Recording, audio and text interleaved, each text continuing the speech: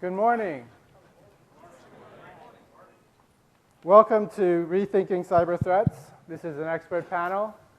Unfortunately, the stage isn't set up very well, so we have our panelists sitting here in front. Anybody who can't see on the side, please, you're welcome to move closer toward the middle. In front of me sits Andy, Laura, Marcus, and Paula. I'll have them introduce themselves in a moment.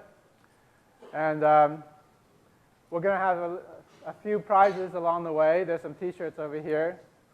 There'll be questions that will award T-shirts, and also occasionally when you ask the right questions, you'll get a T-shirt. All right, Andy, you want to start us off and introduce yourself? Yeah. Hi, good morning, everybody. My name is Andy Malone. I'm an MVP, MCT from the UK, but don't hold that against me. I'm here doing a number of sessions this week. My HackWatts session this afternoon at 5, so if you're sticking around, come and see me. Okay? Hi, I'm Laura Chappell, and I'm the head of Wireshark University and Chapel University, and I live, eat, and breathe packets. So I'm the person that's listening to all your traffic all the time, and there's been some great traffic at this conference, so I appreciate that. I'm Marcus Murray, and I don't sniff your packets. I use the wolf there to sniff them, and the sniffer is on right now. Yes, you know. So please check your emails, do your VPN stuff. We want it for the session tomorrow on wireless. I am the security team manager of a company called TrueSec. In my everyday job, we do penetration testing, reverse engineering, stuff like that. So I would be the one that eat and breathe hacking, more to speak. Hello, I'm Paula Januszkiewicz. I'm from Poland. I'm here because, as you probably know, Polish people like to break things. So I'm here to break something. And today we are doing a breaking session with Marcus at 3, so please come. Do you mean like cheats? Here, it's not fun anymore. Okay, and my name is Jimmy Kuo. I am from Microsoft. I am an architect in the Microsoft Malware Protection Center. We're responsible for giving you the signatures to all of the Microsoft antivirus and security products. So to start off today here, we're going to start off our first question, which is, are we safer today than 5 or 10 years ago? Let's see, Andy, you know best about 5 or 10 years ago. And you were going to say that. I just knew it. Are we safer? I don't know. We're certainly more aware, I think, than we were 5 or 10 years ago. But also the bad guys are more aware as well. So certainly there are a lot more threats out today than I think that we had 5 or 10 years ago. And again, are we safer? I don't know. Marcus, what do you think? That's a very good answer. You don't know. I don't know either. Yeah. But I think it's a big diversion right now. I think we are safer if we're implementing like security controls and we have the latest versions of software and stuff. I think there are so many people on the internet. Back in the days, everybody was using like Windows 2000. Now, a few people are using Windows 2000 and some other people are using 2008 R2 and Windows 7. They would be safer. So it's like a choice we can make. You know, I'm going to say one thing, though. I don't think we are safer. I think that we're less safe. And the reason for that is we have no idea what we have on our networks today. And yesterday's session I was talking, or yesterday, the day before, I don't know what day it is. Anyway, at some point this week I was talking about this fact that now, instead of just walking around a company and looking and you see people's desktop systems and you see them bring in their laptops, you've got all the embedded OS devices all over these networks now. And that, I think, is one of the biggest threats coming out now, is the fact that you can walk into a company, I can sniff the traffic, look at this, and you've got an infected system that's going out to a command and control server. I can see all the traffic, and I'll ask the company, what is this device here? And they're, I don't know, that is really weird, I don't know what that is. Well, it's an embedded OS on some sort of a device on the network. And as our systems, as our networks get more and more sophisticated, we're adding all these devices that all have this intelligence. And those devices are supposed to be patched by the vendors who are putting out those devices. And a lot of times, we're not watching those. So we've become more and more aware of what we can see and what we know as an operating system, and we're patching and doing all these things. But it's all those other hidden things that companies have no idea. Your printers with an embedded OS in them, what operating system version are they? There's some printers out there at customers that are still unpatched XP OSs in them. And they go out and they roll out all this great virus detection everywhere in the company, but they don't do anything to the printer because they can't touch it. So in that instance, I think we're a lot less safe. Plus all the mobile devices getting on our networks left and right, things like that. So that's my thought. Okay. I'm going to make some of those devices and sell them. Well, sure. We were thinking about that too, actually. Like a printer that sniffs the network and just inject code into every binary that passes through. You want to know something? I'm sorry. You want to know something really fun? So if you have HP printers, and I'm not going to pick on HP only because a lot of the other printers do this too, but if you have HP printers that get on the wireless network, you ought to take a look sometime. Do an SNMP scan on that printer to find out what objects it's managing.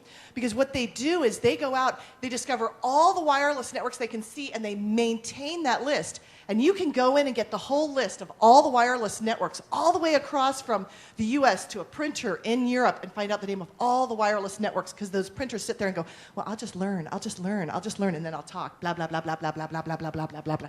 They're fabulous. Fabulous. They're really fun. I love our HP printers. They're great. But, to be honest, they're talking, but they're not that interesting. You are so stressing me out. No, I just want to put some balance into this. I mean, me and my team, we do a lot of incident response. And to be honest, I think where we find most malware would not be on printers. It will be on clients. Just think about it. So don't go home and throw out your printers. Think about your clients. So you need to balance this up a little bit, to be honest. I just got one thing as well. Remember the internet when it was new and young and fresh? The internet was never designed to do what it does today. The technology that we have is 30, 40 years old that we're still working with. It was never designed to be how it is today. Regarding these HP printers, if you do some Google or Bing hacking, you will probably see when you type LCD dispatcher that there are a lot of printers published to the internet, and this is my favorite joke, to print something, for example, in Korea. And unfortunately, you cannot see their faces, but I think they're quite surprised.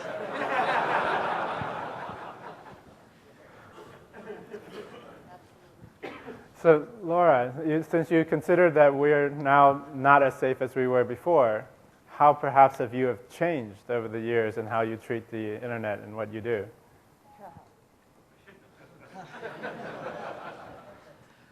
How have things changed? Let's see. Laura Chappell, stop for words.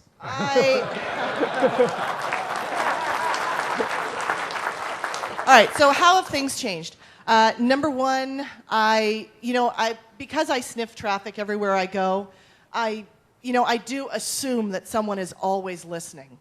Whether I'm on a wired network or a wireless network, I do assume that someone is always listening. It used to be that I would travel and I would go to a hotel somewhere, and I used to connect into the wired network and I'd do my emails and I'd do these different things. I don't do that anymore. I know that someone's listening. I know that you can do a redirect in a hotel and you can grab everybody's traffic through that hotel. And now that we have all these great VoIP solutions in hotels, I know that I can redirect all the VoIP traffic so that I can sit there in my room and play back the conversations of all the other people that are in the hotel and making these calls and things like that. So I've probably become just more and more aware of how vulnerable my own items are, and I'm more and more careful about, is this traffic going to be encrypted? At least that will give me some level of protection beyond what I'm at. But even the fact of where I'm browsing, I know that everybody can see where I'm browsing, so I'm going to be very careful of looking up, things like, Andy Malone naked pictures. So I don't do that in public anymore. basically what you're saying is that if you were married to Arnold Schwarzenegger, then he would never get away with it for 10 years.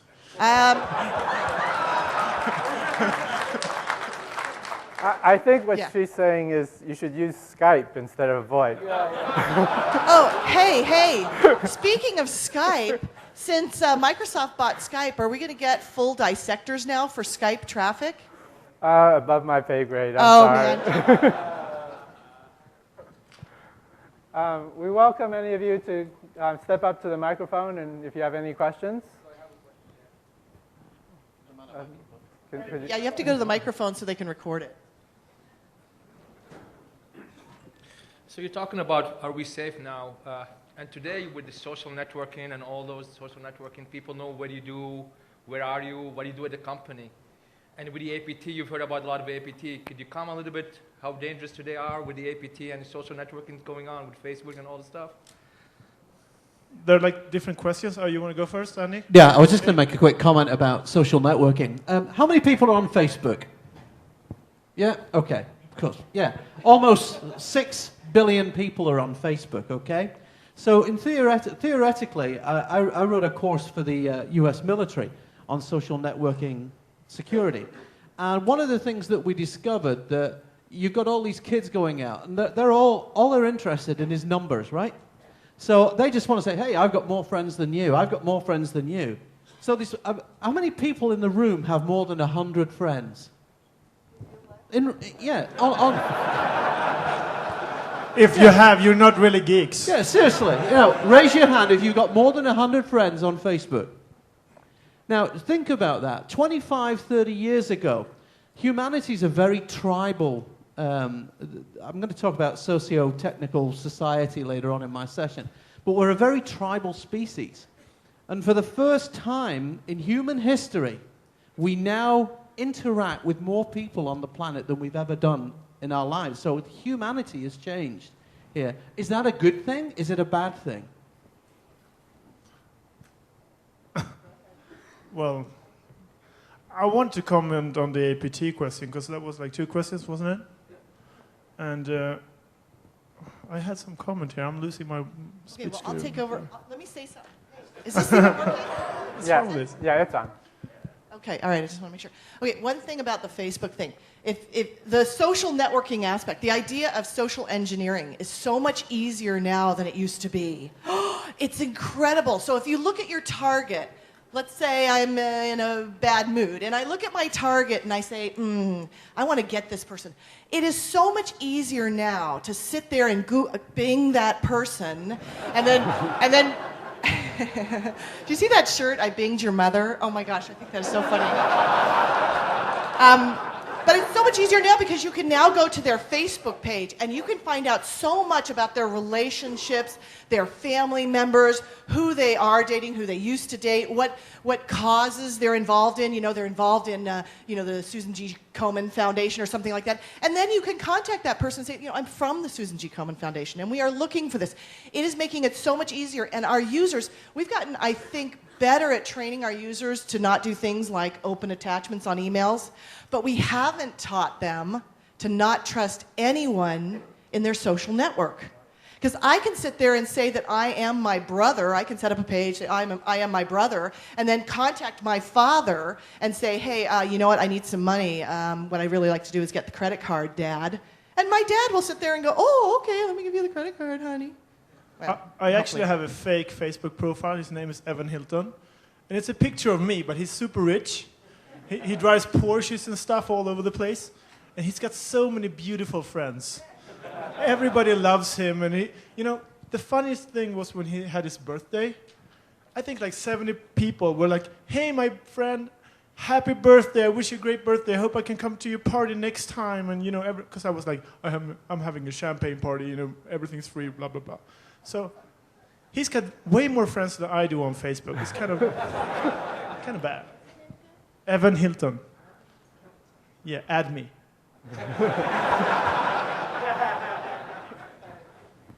So on the APT, is that still a question? Do you remember the question?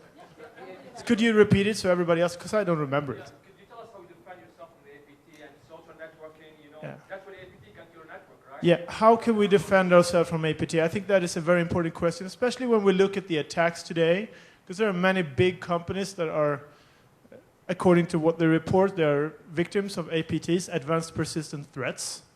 And what I can see from my standpoint, where we're working, and the customers we have, is that they are usually, the reason we can call it an APT really is they usually have some sophisticated method of breaking through the outer barrier, the perimeter, if you will. But after that, it's all easy. So I think the most important thing I think we can do to defend ourselves is to really start thinking about the things that, for example, Jesper Johansson and Steve Riley has been talking about for like 10 years, defense in depth. I mean, we cannot anymore expect that some kind of defense on the client while he's browsing or some kind of defense on the outer perimeter like a firewall can protect us from getting somebody to the internal network of a big enterprise, a big company. We need to accept the fact that somebody can be on our network and still we should be kind of defended. We should have different defenses that takes care of that. We need to go closer to the data and closer to the identities and defend from that standpoint. And I think that's very, very important because those are the only people who actually makes it. Like the old military way of defending yourself, and they're not doing it right either, most of them. So, I mean, but the way of thinking, if you really can live after that, you have a good chance. So Marcus just told you what APT stood for, which is Advanced Persistent Threat. We used to know this as just a targeted attack, but a little over a year ago, somebody invented this phrase, APT. So for a Trust Me, I'm a Geek t-shirt, who invented the phrase APT? Oh, come on, are there no geeks here? I'm going to have to reserve this for later. It's Damballa. See, there we go. We're not as sad as you. I win this t-shirt.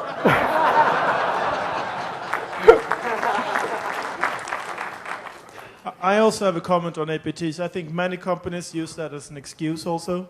They can have really lame security, but all of a sudden you read in the papers, I mean, there was an APT towards their company.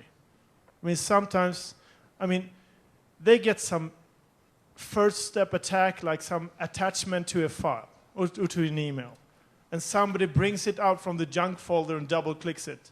And then it's all downhill from there. They compromise the entire network, they steal secret data, and then that's an APT.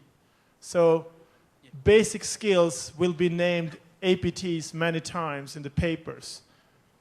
Just think about it. I was going to say, user education is everything, right?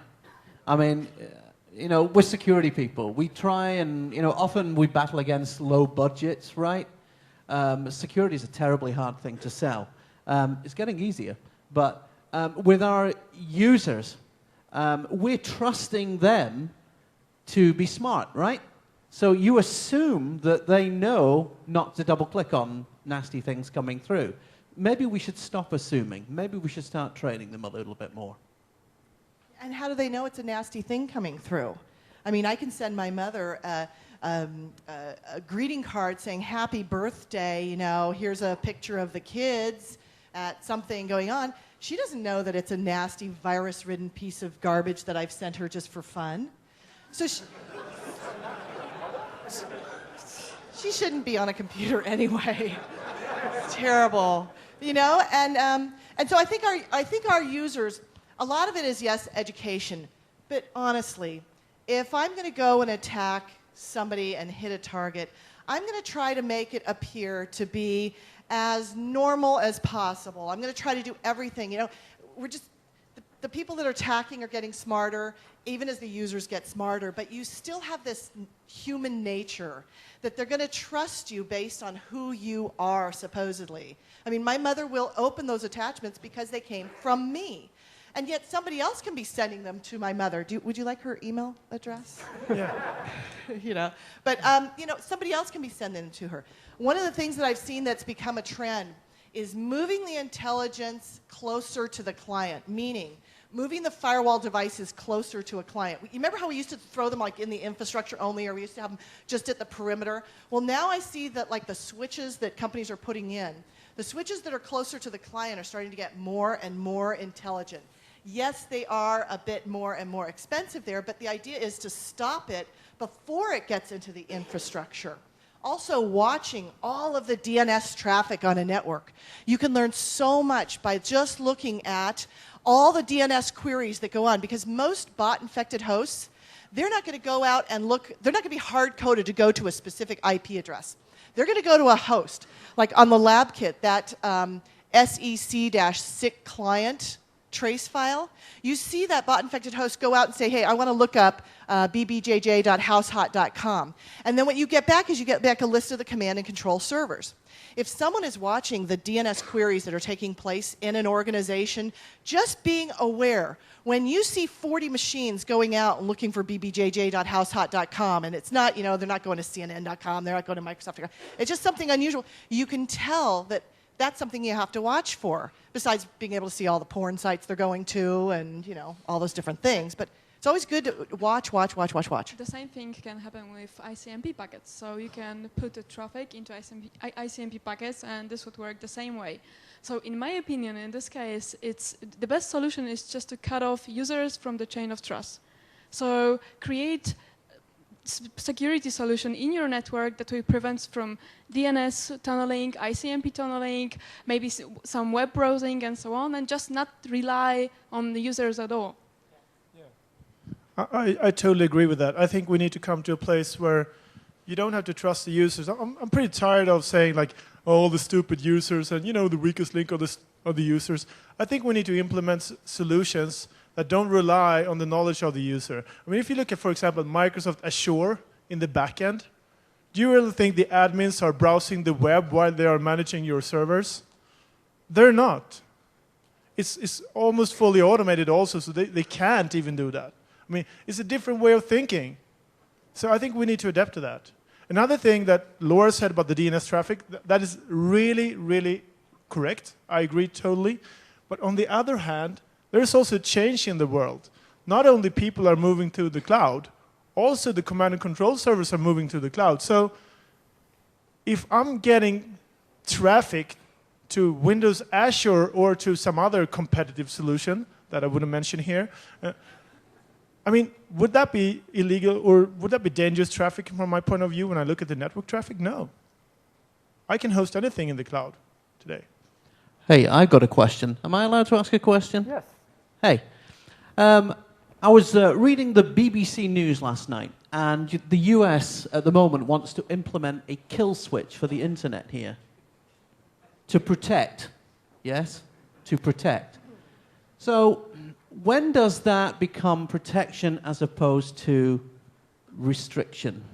Because the internet, by definition, was a free thing, right? What do you think?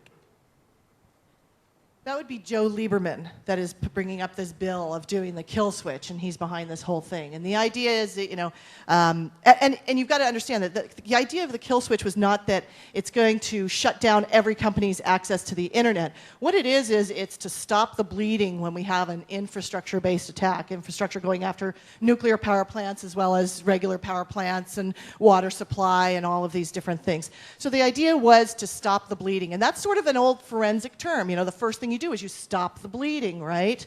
But I think a lot of people believe that the kill switch is actually going to pull my company off the internet. It's going to just shut down the internet. The internet exchange points are going to go black. It's more to stop the bleeding from a government side of things.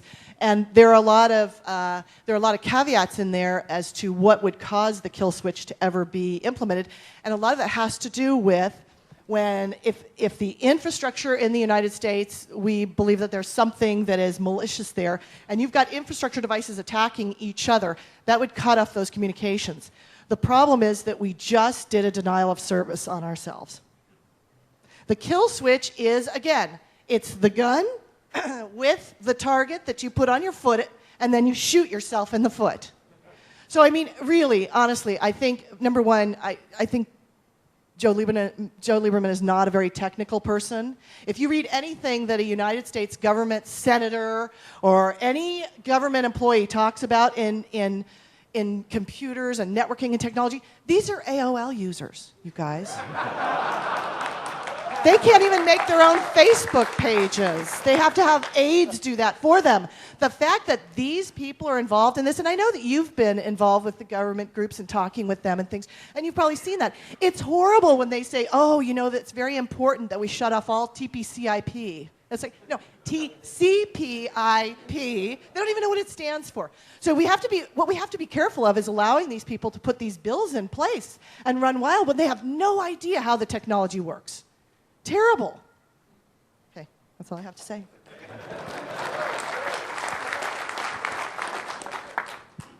Now, I have lots of T-shirts to give out for the right questions. Please step up to a mic. What are your thoughts about the U.S. government's push to have a backdoor into all encrypted traffic? Is it new? Sounds like China. I believe it was brought up in September of 2010. They're actually pushing for a bill to make certain types of encryption illegal. Yeah, you have a UK guy, a Sweden, a Polish person here, so I think this is a question for Laura. Okay, that sounds like China to me. Honestly, that's the way it is in China. I have a customer, and I'll, I know that I'm going to get slammed on this, but there's this shirt. I know Brenda who works with me, is going, no, don't do it. Don't talk about it. But there's this shirt that I designed a while ago. And you'll see it up. We'll put it up on our Cafe Press page. But it's basically a beautiful picture of the wall of China, and it says on top of it, intellectual property, and then underneath it says, something you own until China steals it. Okay? Very politically incorrect. But it's accurate. Right now, there is no such thing as having a completely secure network in China because they're going to put taps in. I have a customer that's been going through this for a while. The Chinese government's going to shut them down unless, A, you put the tap in, and my customer's saying, okay, we're going to encrypt the traffic then. No. You better give those encryption keys to the Chinese government. Okay, what we're doing is the same thing in the United States when we talk about this. This is ridiculous. That is like all of us taking the key to the front door of our house and handing it to the government employees. That it is absolutely, I think it's ludicrous. Now, I should also say, I am a big proponent for the Patriot Act. Love the Patriot Act. I think it's absolutely fantastic the way we can get access to things that we couldn't get beforehand. I think there will always be abuse of the Patriot Act. Somewhere you'll always find that. But in general, I think that the usage of the Patriot Act is a very good thing. I also think that they don't tell you a lot of times how they're using the Patriot Act in such a good way. But that's the nature of it. But I am against the idea of handing over encryption keys, and I think that we should all fight that. And you need to be aware of these things. Typical U.S. citizens, we might read the front page of the paper, and then we go have coffee, and then we get to work, and we ignore the fact that these bills get passed by these Looney Tunes people in politics. We have got to be more aware of this.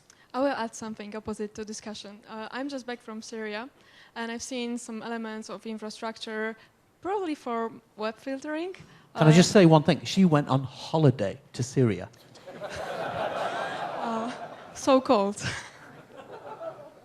Okay, so yeah, I agree totally. This would be great to not to have encryption keys. But on the other hand, those people live in countries with a specific situation. So it may be a republic, it may be a regime, it may be democracy. So if they decide to live in such country, they probably should agree to such solutions.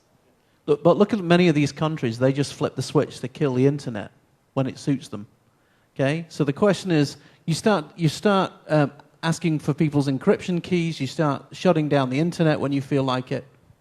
Wasn't America built on freedom?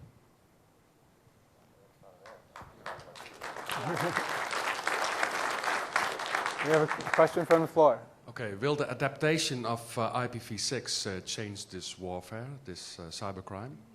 Come to our session. Yeah, actually, I brought the kill switch to the session. It's based on IPv6. No, I'm actually going to demonstrate a kill switch on the session. But if you want to be denial of service, this is the session. Yeah, and that's a kill switch when you deny service. That's it. That's it. Yeah, thanks. Yeah, thanks.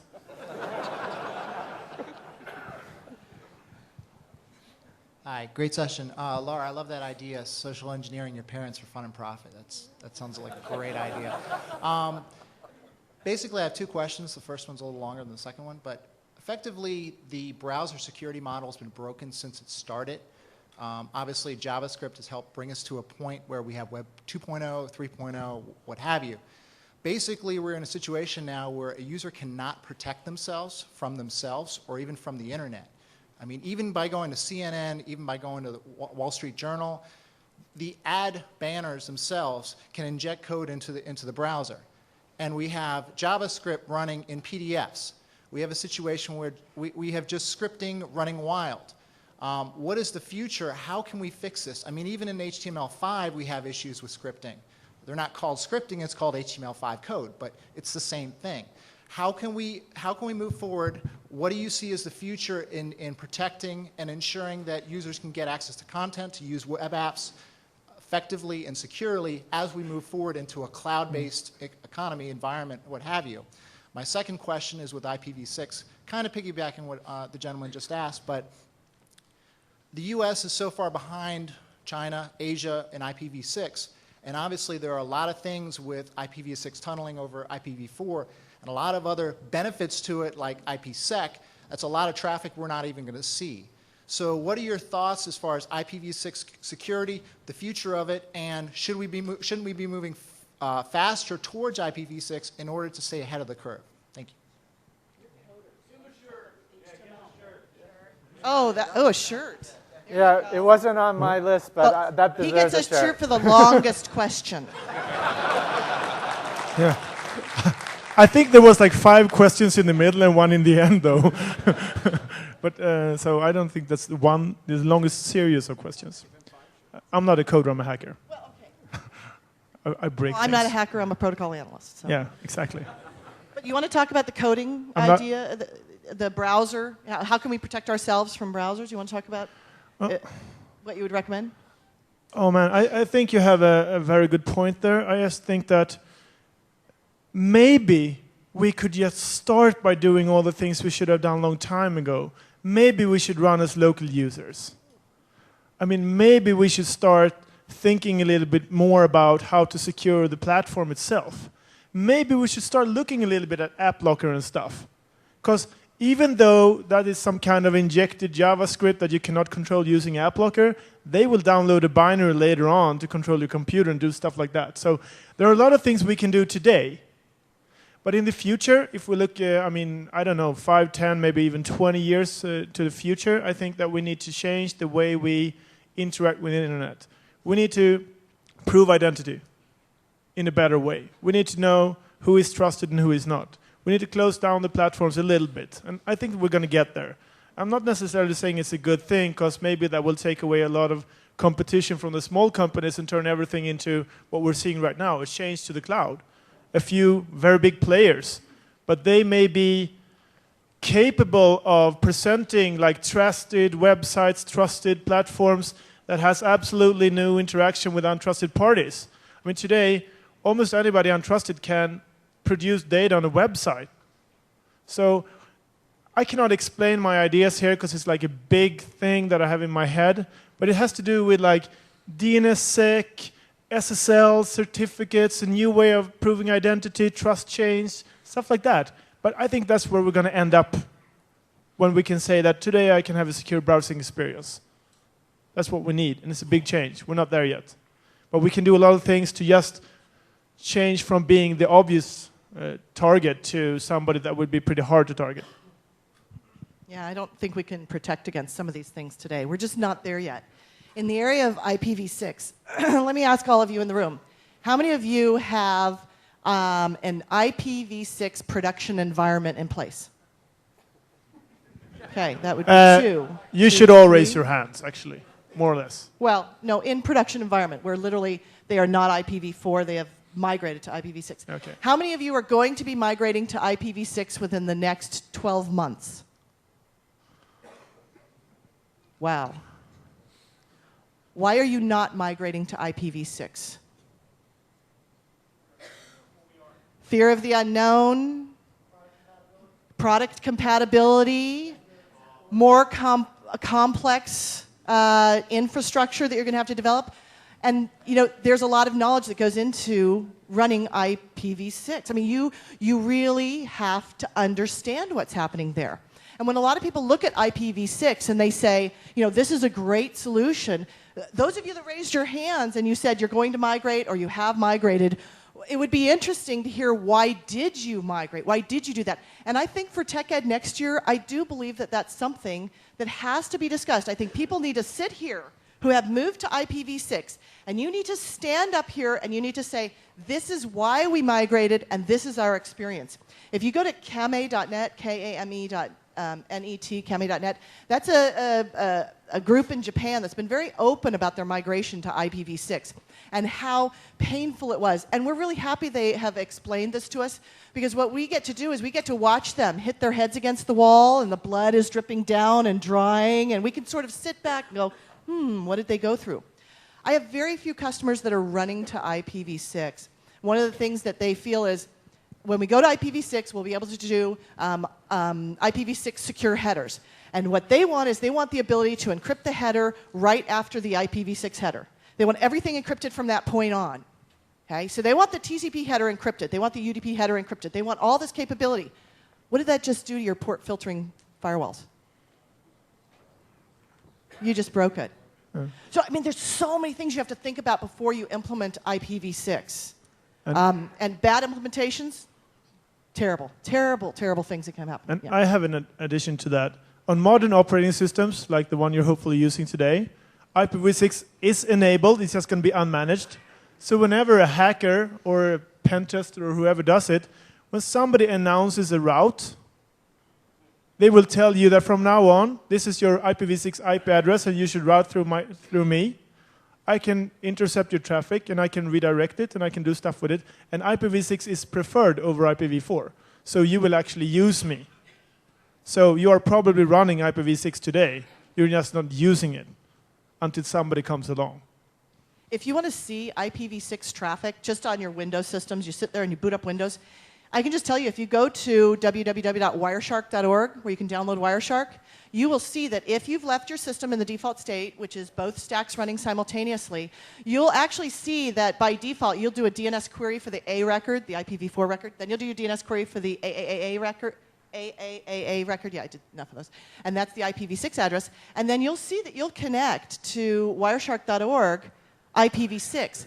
Now, it may be tunneled. It depends on what you can do in your environment, whether you have support of that. But you'll be able to see your traffic, and you should start listening to all of your traffic to see what's going on in the background.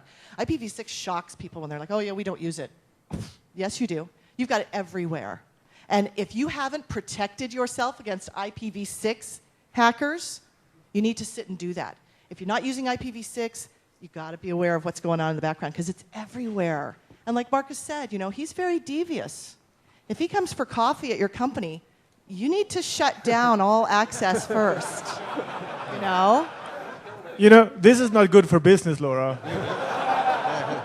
Don't buy her book. We'll move around the room over there. Building on your earlier statement, Laura, about hacking your parents and things like that, my mother has been scared to death by the news media, such to the point that I get an email at least 3 times a day about, can I click this link, can I do this, can I do that? Which I guess is good and bad in its own way. But where I'm going with this is that she ended up getting a virus because she got it from an ad banner network, like the gentleman before mentioned. And when you have things like the hacking of the email accounts and stuff like that, do you think we're going to see any change or any improvement for those industries without some liability, without somebody coming up and saying, whether it's the government or individuals saying, you have to begin to protect me some because you have to defend your network? Oh, liability. Of course, the U.S. is key here because we are so litigious. We just love to sue everybody and blame everybody, right? Ourselves. I think that we have Darwinism happening here. The Darwin Awards? Right? The guy that sits there and he's going to throw a Molotov cocktail out of the car and he forgets to roll down the window, And so he blows himself up and he gets a Darwin Award. Well, we have the Darwin Awards. I think that honestly all those banners and things like that might be good because they're taking our parents off of the internet. I love it. I love it that when my dad's computer won't turn on because he hasn't plugged it in days and he just doesn't realize that. Something's wrong. It just won't turn on. It's like, Dad, you need to let it rest a bit, But as far as legalities, we're always looking for someone to sue, right? We're always looking for someone to sue. So if you go to ESPN.com, you will see all the ads coming down from all these vendors, and you'll see a number of these advertising groups don't even build their pages properly. We're getting 404 messages in the background, all these different things. Yeah, they can put malicious code in there. So who are we going to sue? Are we going to sue the advertisers? Are we going to sue ESPN? I think that we are going to see some lawsuits coming up in the United States in the next 24 months. I'm sure we're going to see some lawsuits coming up with people trying to sue one group or the next. But all in the United States, all you have to do is you have to say, I took a reasonable precaution to try to protect ourselves. We were unaware, plausible deniability, we were unaware that this was going on. We would have stopped it immediately. And once you start this ball rolling of suing this group, suing that group, suing that group, I mean, all we're going to do is support these lawyers, and lawyers are scum. Nobody's a lawyer in here, right? You probably. How many people work for law firms? Ah, see, not many of you. You're not allowed to really get out much. Yeah, I mean, it's really tough. I think we're going to see a lot of lawsuits coming up on this stuff, and it's going to be a downhill slide. Yes, but here again comes education, right? That's boring thing, but it happened to me one time. I found out Polish web server, in which you can download 3 MP3s, which is obviously illegal. But I said, well, maybe I would like to check it. Yeah. This is just theoretical, I right? said I'm Polish. So I downloaded 1 MP3. I registered myself with a fake email that I'm using for such things and some address that is not real. And after like a week, I received a message that I need to go to court because I didn't pay the full fee for downloading MP3. I said, well, that's the challenge. I like such challenges. So I read it carefully. I checked in the internet what is going on. And of course, it was fake, and there is no court, and they won't contact my internet service provider, and so on. But imagine your moms. Probably they will pay this, let's say, $10 or even more, just to have peace, right?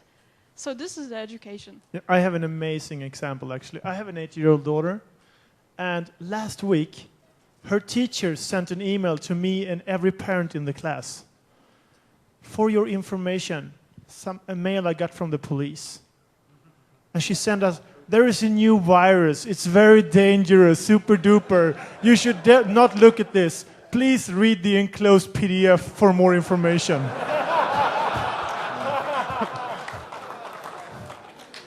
Okay, to the back of the room on my right. Yeah, there's been a lot of news stories about data loss and recently, and a lot of companies are rolling out data loss prevention systems to help counter that. But there's been a technology that's been out there for many years that I think companies are overlooking called enterprise rights management. What are your thoughts on ERM and its future?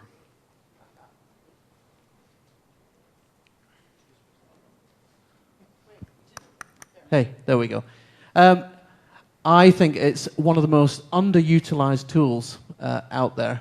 I mean, every day we use Bing to go and search for documents, and you know, people put out stuff, Excel spreadsheets, loads of, you know, Word documents, plans, files, projects, stuff that really shouldn't be out there. And rights management is one of the most powerful mechanisms, I think, that you can use to protect yourself. If you don't know rights management is part of Active Directory Rights Management Services. Totally free tool. What it does, you can basically time bomb documents. You can specify you're not allowed to forward it or print it or copy it to anyone. You can't access it programmatically. I think it's very underutilized, and if you haven't looked at it, definitely check it out. Very, very good. I think this is a very good solution, as I said previously, to cut off users from the chain of trust. Because with RMS, there is FCI, file classification infrastructure. So if you are afraid that user will send sensitive data somewhere over the wire in the internet and so on, you can encrypt it by, for example, some specific words in a content. Like you can have a pattern for credit card, for the account, for social security number, and so on. So based on that, documents can be encrypted. So adding to your comment. Yes. And also remember that even though the technology is great, it's not going to be safer than the endpoints. So that will only be secure if you have a secured platform where you're working from. So if the client is hacked, you're not secure. So it all comes together. Front microphone. This is a great talk. I appreciate it. My question is for Marcus. I was at the MVP Summit when you put a keylogger on Mark Rusinovich's laptop. Thank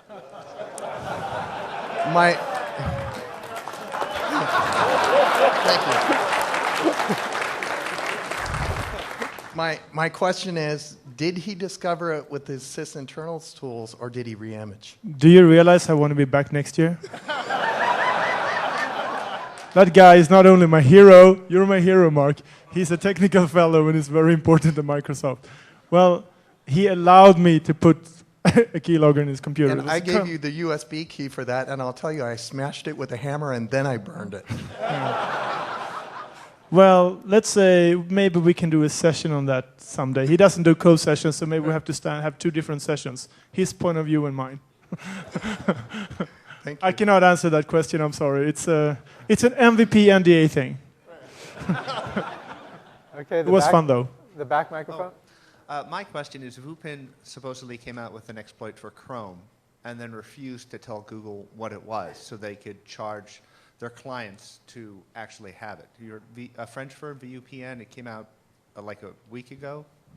Google Chrome exploit? You guys familiar with that? No, I'm not using Chrome on my system right Okay, now. well, I'm a Firefox person, sorry. The question basically is, supposedly a French firm came out with an exploit for Google Chrome, one of the theoretically most secure browsers, Okay. and then refused to tell Google about it. The only people that are going to know how to be secure are the people that pay VUPIN for this. So my question is, A, what do you think about that? And B, do you think this is going to be a trend where people are going to discover exploits and then sell them?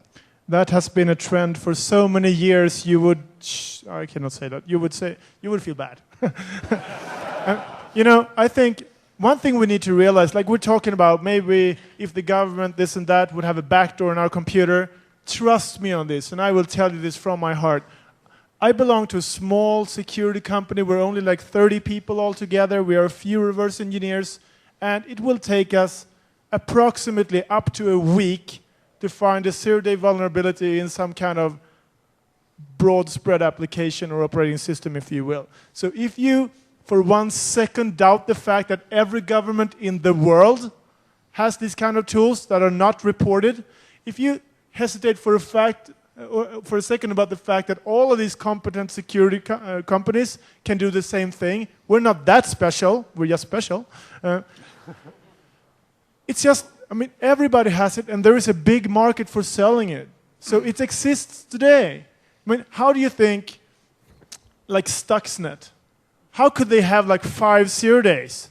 A lot of people put in a lot of work there, but it's nothing unique. It's just something that was actually exposed.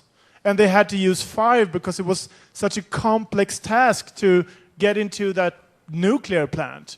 If you want to do RSA, all you need is 1 0 day, and then you get through the clients, and then you need to do normal, semi-professional or professional, I don't know, hacking to get to the right server where you can steal all the secure ID keys and data.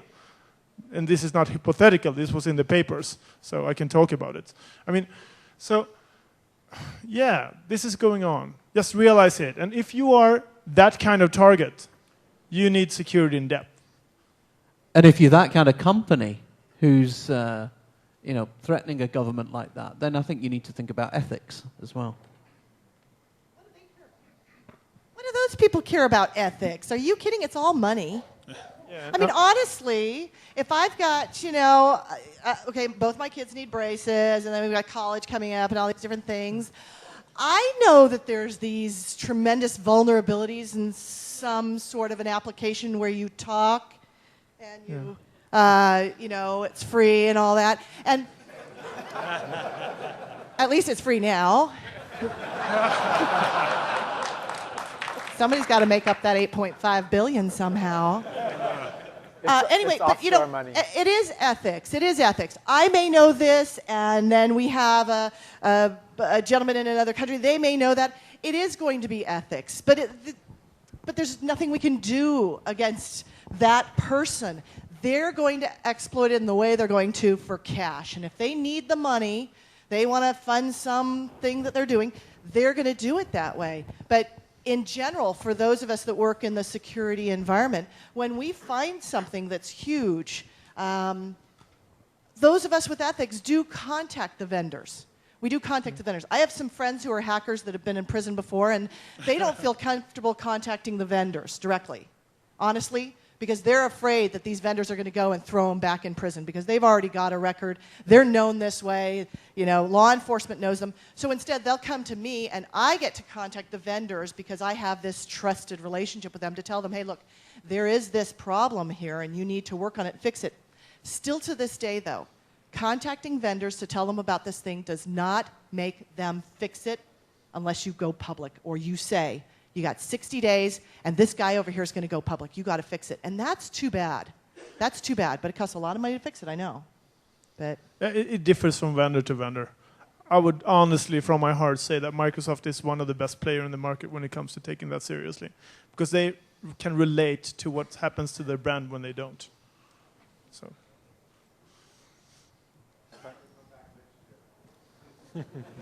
Excuse me, could you do that in the mic, even though it was just a comment, because we don't know what you said. You just want to come back next year. Yeah. Well, I just want to see you guys. well, you know, and we all want to come back next year, but you know, to be honest, from a speaker's perspective, there are times when you have to be a little bit careful when you go to a conference. Let's say it's a Cisco conference, and you go there and you stand up and you say, I just want you all to know that these Cisco boxes are unsecure. You know, that kind of stuff it's a terrible thing to do. But I think all of us are in an environment where we have ethics, and if we know that there's something really horrific with, you know, Microsoft, we're not going to go to a Microsoft conference and just zero-day it on, you know, drop it on Microsoft. We value the relationships we have with our vendors, and it's only good for all of us. The stronger we make Microsoft products, the more secure we make Microsoft products, Cisco products, any products we all use. We have all got to make them stronger, stronger, stronger, not just sit there and say, oh, they're vulnerable, they're terrible. We got to work on these guys, get them stronger.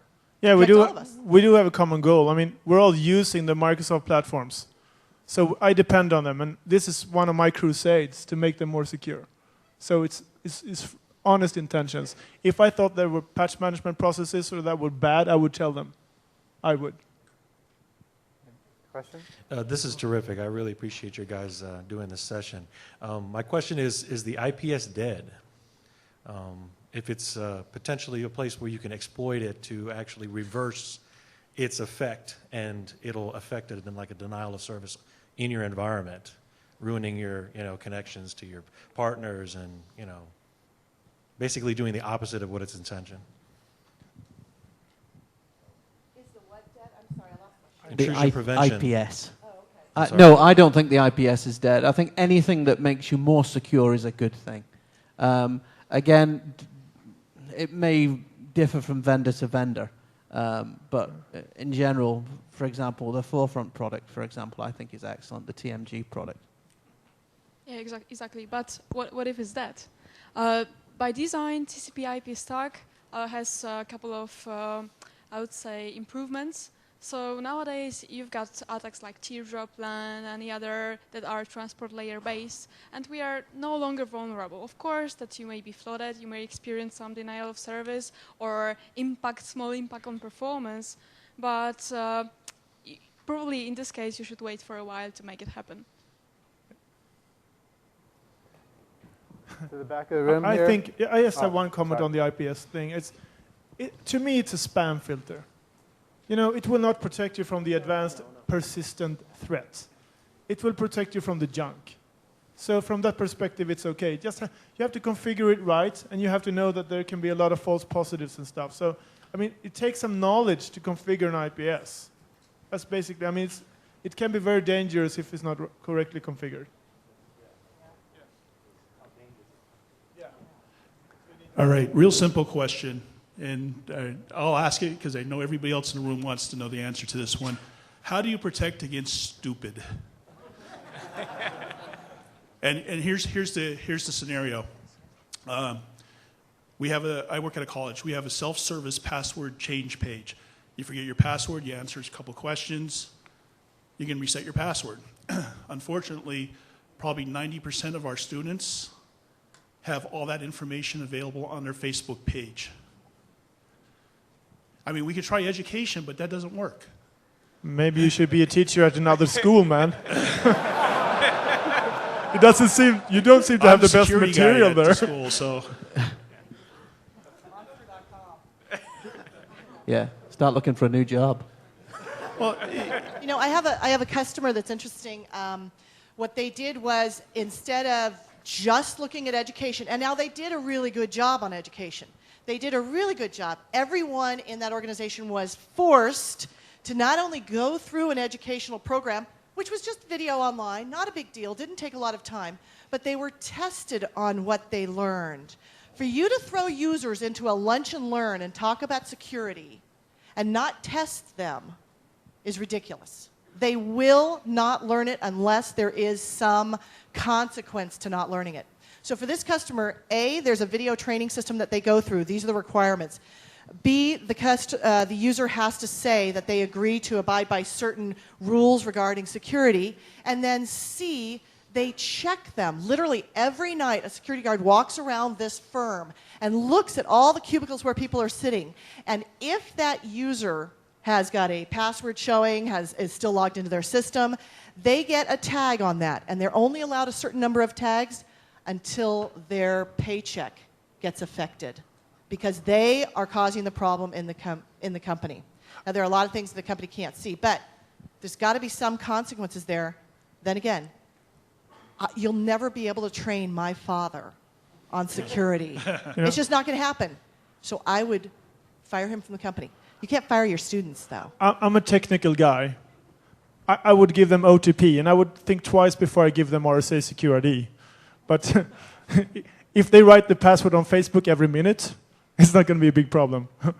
One-time password. There are solutions for people not taking care of their passwords. So, yeah, I do a lot of consulting for a couple of colleges and universities in the UK, and one in Scotland in particular had a very similar problem with passwords, and they just basically ripped out the whole system. Rather than using username and password, they just use smart cards now, so that's not an issue anymore.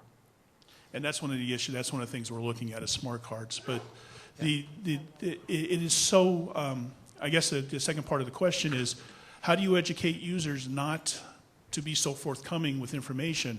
I too have an 18-year-old daughter who posts everything about her life on Facebook, where her thousands of friends can see it. But at the same time, thank you. At the same time, Dad, you've got to be a dad there. Well, yeah, I understand that. And you got to stop that 8-year-old from posting everything. Honestly. 18. So 18. So 18? Yes. Oh, forget it. Yeah, lost. Too late. Sorry, she's legal age. And you know what? You can't stop stupid from being stupid sometimes. There are people that will walk around the street at 1:30 in the morning, sitting there advertising that they've got cash because they're counting it out, sometimes there's nothing you can do, and as a parent, it's just so painful to watch. But, and I want to mention one other thing. School networks are unlike enterprise networks. Yes. We have, and literally somebody's got to do a session next year just for school networks to talk about the environment that they're in, because you've got all of these funky things called students down here. And you've got to give them rights to see all these things that in the enterprise we can turn around and say, no, you will not be surfing breast implants today, But in the school system, it's totally different. It's a totally different architecture. Security is entirely different the way you need to set it up. The fact that you really do need a physical separation of the network to keep the students away from the administration area until that student comes and works in the office and gets access. Okay, now what do you do? Those kinds of things. I would love that for next year to have a session that's just focused on school network security. Yeah. I'm going to give you some free consultancy. I was involved in a university project where we were securing an infrastructure. They were using, for the simple reason that a student will always bring his cell phone. Right. So they're using one-time passwords on the phone, which is a solution that will work for students. I mean, they will not bring their smart cards. There will be a lot of overhead doing the admin on that. So one-time passwords on the cell phone would be a good enough solution. They did another interesting thing, actually. I can't recommend it for everybody, but they give away free computers to all the students during the time they're there. And they're not taking any responsibility for the clients. They have a platform that you can deploy, so you can press F12 and they can deploy it. You get your computer. And whenever you feel like you're hacked or something, you just bring them the computer, you get a new one. So it's up to you if you infest it with malware. The only thing you can really affect from the school's perspective, because they are publishing everything like they were a cloud service. So they can log on using their one-time password, and that's it. So all that can happen is they get rid of their own data or they expose their own data. So I think that is interesting because they're actually saving a lot of money because they don't have to control the clients. They don't care. Everything is set to automatic updates and stuff, firewall on. But still, it's a simple, interesting way of thinking when it comes to schools, maybe not governments. I got one for you as well. You have to be a responsible parent, right? I mean, I've got a 9-year-old, and the other day she came to me and she said, "Daddy, what's Bing?" I was going to say Google then, but she said, "What's Google?" And I said, "Right, we need to have a talk, okay?" Okay, so when that happens, okay, they're becoming tech savvy. I mean, my daughter is so tech savvy already. If you're at home, don't put computers in kids' bedrooms, number one. Put it in a public location in the living room so you can watch what they're doing, yeah? Because otherwise, how can you maintain control? Have a separate account for the kids. Use parental software. There's loads of really good stuff out there, okay? You have to take that responsibility because the internet can be a really evil place, and you have to protect your kids. It's not their responsibility, it's yours. A more interesting solution is to buy Laura's book and download Wireshark. Then you will see what they're going to do when they're outside the house. That's what I was going to say. Okay, I was going to say, you should listen to their traffic. You know what? You're still their parent. You look at their homework. You watch what they're doing. You meet their friends. You better know who their friends are online. Now, as far as putting in parental software, Blue Coat Solutions has parental software that's free for everyone. It's called K9. K and then 9. And they've got a great setup so that if the kids try to get to this one page and you blocked it, it'll actually put them on timeout and make it so that they can't connect to the internet for X amount of time. They did, you know what? They did a great job. They went and literally bought this company and said, it's our responsibility to create a development team to support this and give this away free. Amazing what they did, what Blue Coat did there. I love that product, and you don't have to pay for it. There's no reason why anybody should say, oh, I can't afford it. It's too expensive. It's a great product. I believe in keylogging my children's computer systems.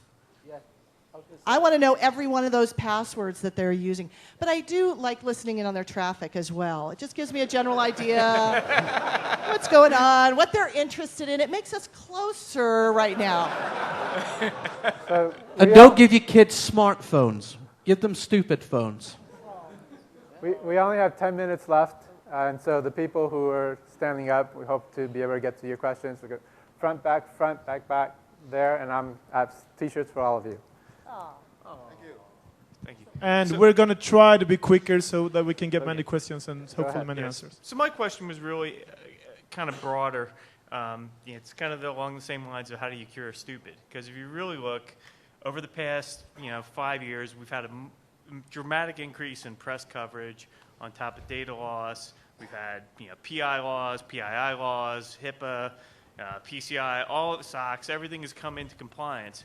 But yet if you look back over the year in review at the most prevalent attack vectors that were sustained by companies, the big losses that got all the big headlines, involving cyber terrorist groups or cyber justice groups, starting with A, and various other organizations, it all comes back to social vectors. Someone calls up and says, hey, I need to drop the firewall because I'm on a remote demo. Someone calls up and says, here's the terroristic email. Here, click here. Hi, I'm so-and-so. Click here because I'll show you my wedding picture. What do you see the landscape changing? Because it doesn't seem as though it's gotten more out there and people have become aware of it. It still remains dumb. I think the whole phishing thing is moving definitely towards the spear phishing. In the last few years, we've seen some major spear phishing attacks. Very, very sophisticated, very, very smart people. Is it going to increase? Definitely. They're onto a good thing. They know it. How do we defend against that, though? Again, user education, control, instead of, I don't know what the answer is. Fire stupid. I'm serious. We have got to get to a point and say, you know what? We have trained you on this stuff. We have tested you on this stuff. You have said that you will not do certain things that would jeopardize this company. Now we're going to dock your paycheck because you've done this X number of times, and then we're going to fire you. Okay, good question. What if they're the CEO? And I always tell people, there's a reason why we draw the corporate pyramid with the little pinhead at the top. No. Then you start worrying about your future. Then you get a new job. Because the company's going to come down at some point when that CEO releases all of his corporate secrets because he sits next to this woman at the Admirals Club and starts sending documents up online about an upcoming product release and how it's going to affect stock. And he wonders, why is she, what is she doing? She's got all these antennas on her computer system. She's bothering me, Honestly, it's amazing. The CEOs should be trained, and they should be tested as well. The back of... Yeah, at the risk of belaboring the point, I've been listening a lot, and I think to encapsulate, getting to our topic of rethinking cyber threat, I believe in looking at who it is and what it is, that we have discovered the enemy, and he is us. And I believe, I spent a lot of years doing network vulnerability assessments, to give you an example. And one of the concerns that we always have is that we spend the time to go to an organization to evaluate their network and give them an idea of what's vulnerable and what to do about it. And then we go back 2 or 3 years later at their request, and we find the same vulnerabilities. They have not done anything with them, and we run into situations... Charge them again and again and again. Wow, you got a great customer there. And we run into these problems of, for example, a configure comes out, a patch comes out, and then 8 months later, 10 months later, there's still people getting nailed because they have not loaded the patches. So I guess my question is, and of course this goes to stupid, right? We talk about users and all that sort of thing, but really, and Marcus, for you, for example, you're in the same sort of business. What do you do to try to be able to get the people simply to do what they're supposed to do?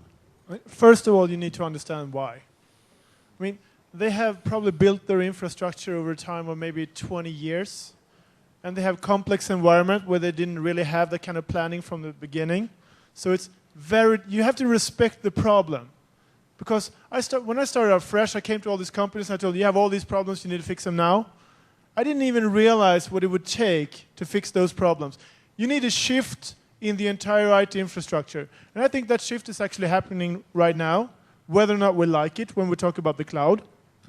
A customer that would never take control of their own security, they have a great opportunity in increasing security by moving to the cloud, to actually move to an automated environment where everything works as planned. When it comes to security, and Laura's going to kill me now. I know. Did you just say security and cloud in the same sentence? Yeah, I did. Like I said, I want to be here next year. No, you will. I won't. And it doesn't have to do with partners or somebody selling cloud solutions. You can make your private cloud.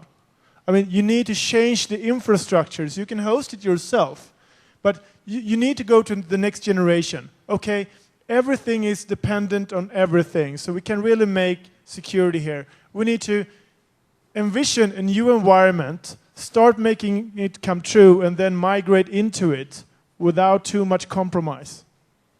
That is the way if we want to make them secure. And that's a big cost picture there, but I think the cloud discussion itself are driving customers to a big change right now, and we can actually take advantage of that movement to make them create a local cloud, and then they can implement security features that will be automated and working fine. It's a better way of thinking or looking at, I think. Next question. Do you think the U.S. government will be able to successfully protect American companies from attacks? They just recently made a decision to do that to protect U.S. businesses and infrastructure. Come on. Just asking. Just want to hear your thoughts on that. They can't even protect themselves. How? And number one, I'm a U.S. company. I don't think it's the government's job to protect me, number one. Okay? So I don't think it's their job to protect me.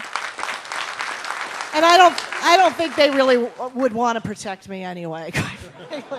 You know, so honestly, I think that it's a funky thing. It's kind of, oh, this is a terrible example of it, but, well, no, I won't use this because it'll get me in too much trouble. But number one, I don't think it's the government's job to protect the citizens against themselves, you know, the citizens against attack. We are all equal partners in connecting to the internet. I don't think that's our responsibility, and I wouldn't trust them to do it anyway. So I just think that that's a total joke. I think a lot of this is politics, politicians standing up there saying, I've got to somehow have this new technology stuff associated with my name. So I got to get something out there about this. Oh, I'll say I'm going to protect people. And the moms and pops, or the grandpas and the grandmas out there go, wow, that's great. They're going to protect us. They have no clue either. So, no, I think that's just... What they could do is that they could sponsor good research. They could sponsor good educational instruments and stuff. That is what they could do. Education of the grandparents out there so they don't click on the greeting card from their grandchild that infects their system. Things like that. Do you think it's too late, though? I mean, how many companies have already lost data and just not reported it or don't even know? Well, there's still so many companies are still in business, so it's not too late. Yeah. We don't know. Yeah, we should look at the problem the way it is. How many companies are actually not working because of this? I mean, look at Sony. They've been down for a month.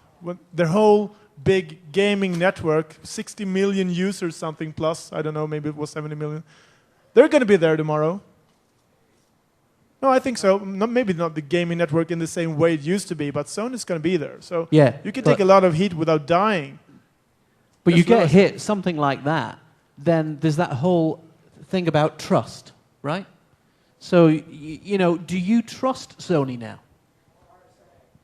Or RSA? Or these companies? Yeah. I don't trust them, but I want to play games!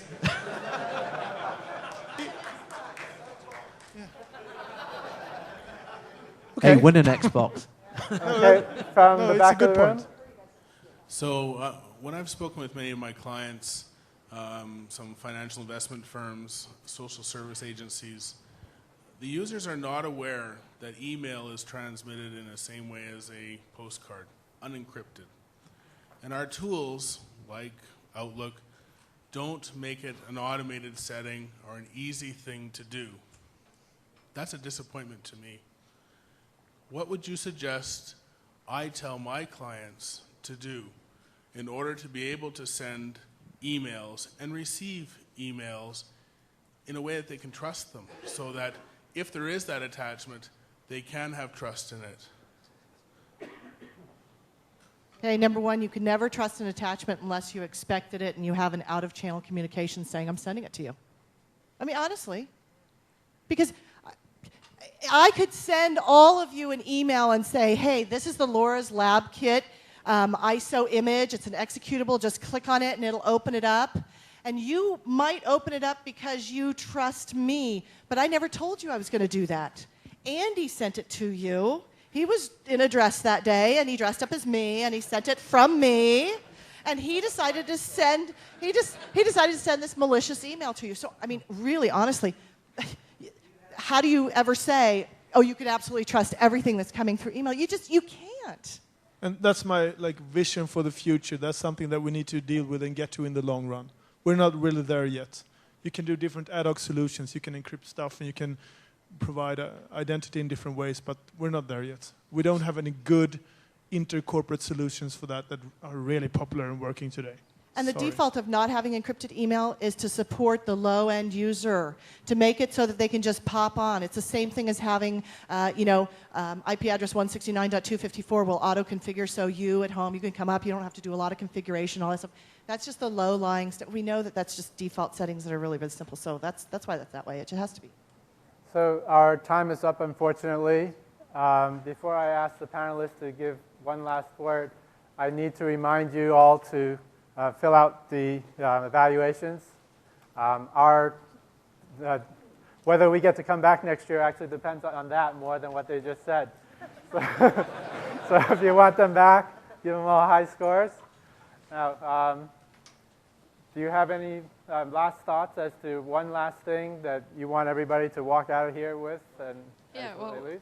for me, one thing that comes to my mind is that nowadays we've got very, very popular threads like Zeus. Do you know Zeus?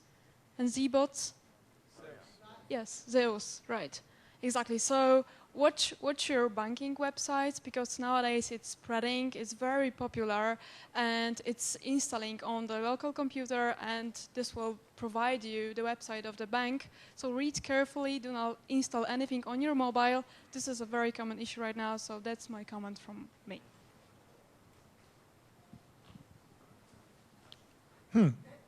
Let me hang on. So go ahead.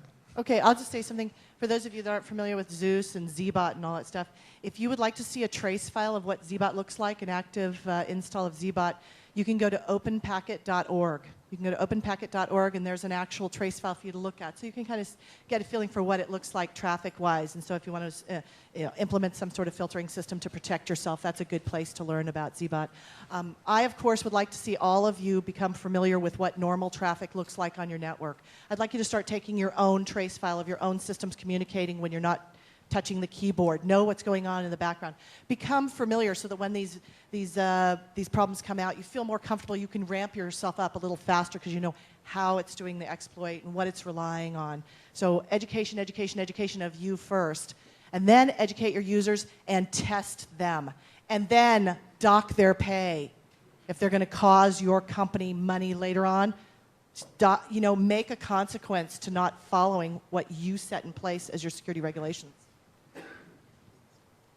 Yeah, I would just say focus more on technology that can make it easier for the users to be secure and compliant. So you don't have to push all the responsibility to the user wherever you can. For example, app blocker, stuff like that. And I'm not saying it's the either way. It's just help them so that they don't have to make all these decisions every day, because they need to work,